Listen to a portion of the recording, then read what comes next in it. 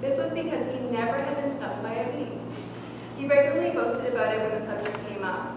That year became the summer of bees when he stepped on a wasp at a water park, getting stung on the foot. A few weeks later, while he was eating a sandwich, a bumblebee sat on his hand to teach him another lesson. This may not have been the worst summer, but Joseph much preferred to be taught lessons by his teacher and not bees. So I'd like to welcome Joseph today for speech number 9.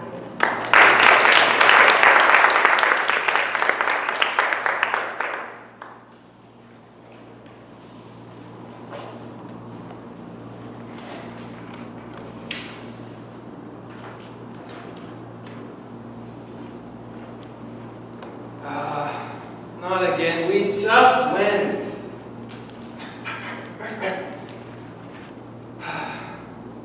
Come on, I'll take you for a walk later. Okay, fine, we'll go for a walk. Fellow Toastmasters, honored guests, Madame Chair, it was a typical evening, and my little black dog, Sausages, wanted to go for yet another walk. I was kind of tired, feeling a little bit lazy, so I left the leash at home, and we embarked on our walk. As we're making our way around the block, Sausages spots a dog right across the street. Now, he's a little dog. Little dogs have huge egos.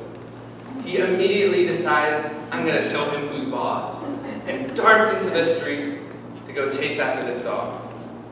I'm annoyed. I'm going to have to apologize to this owner. It's going to be a big deal. I hear it.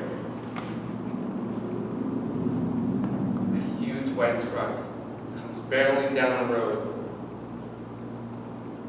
I'm about to step into the street, but I have to pause to avoid getting hit. Time slows down. My heart sinks. I wait.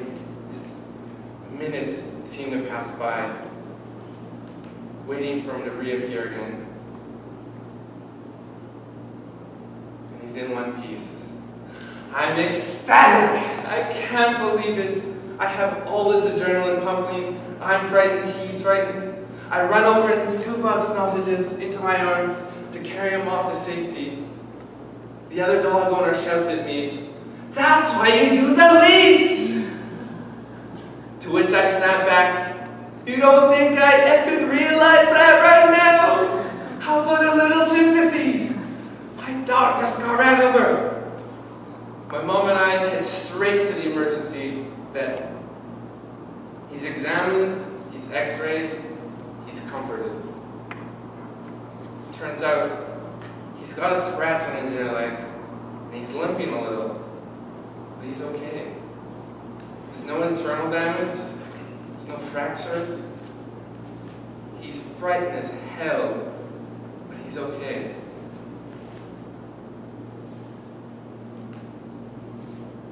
I had this overwhelming sense of shame. Even though he was okay, I almost lost my little buddy because of my negligence. And my self-talk was very destructive.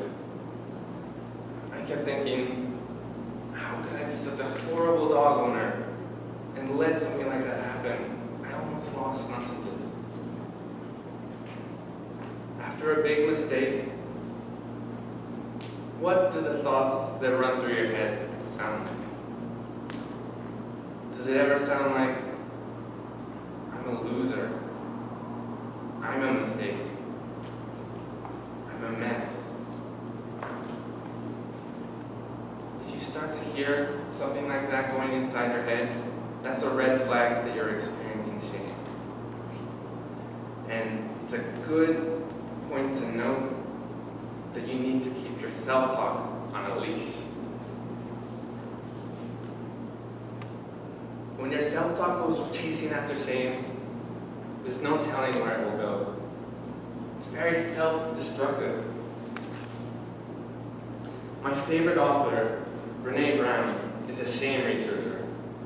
And she found in her research that shame corrodes the very part of us that believes we can do better. In shame, we feel like we're the problem, not the behavior. The way to keep your self-talk on a leash is by reflecting on the guilt and changing the behavior. You see, Brené also found that guilt is characterized by thoughts like, I did something bad. Shame, that's I am bad.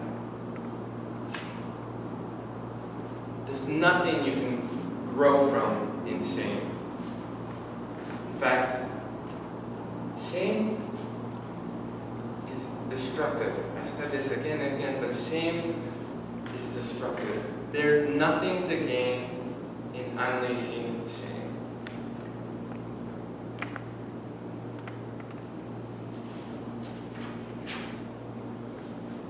See, you're responsible for the mistakes you make. You have to deal with the consequences. Of course, we all realize this.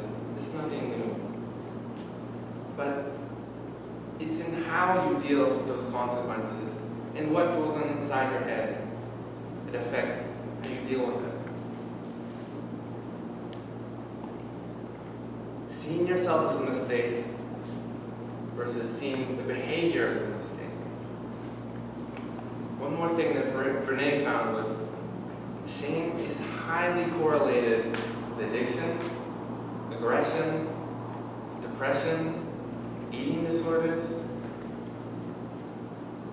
There are no correlations between shame and positive outcomes.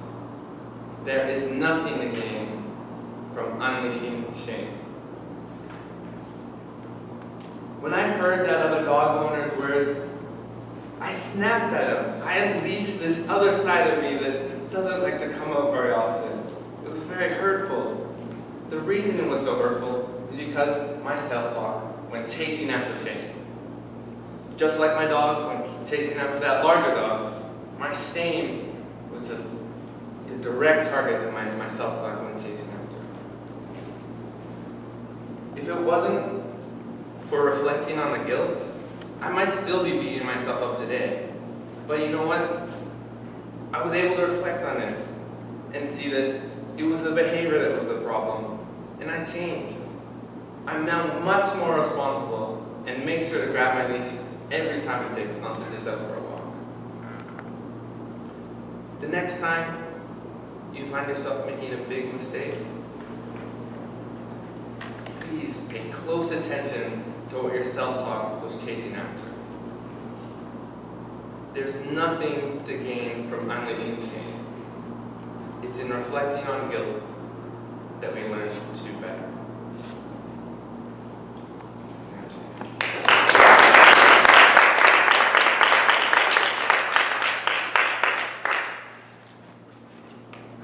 That reminds me a lot, actually. I was walking my brother's dog not too long ago, and the dog it was a huge dog, just ran off and attacked another dog, and his ear was bleeding, and the lady just screaming at me.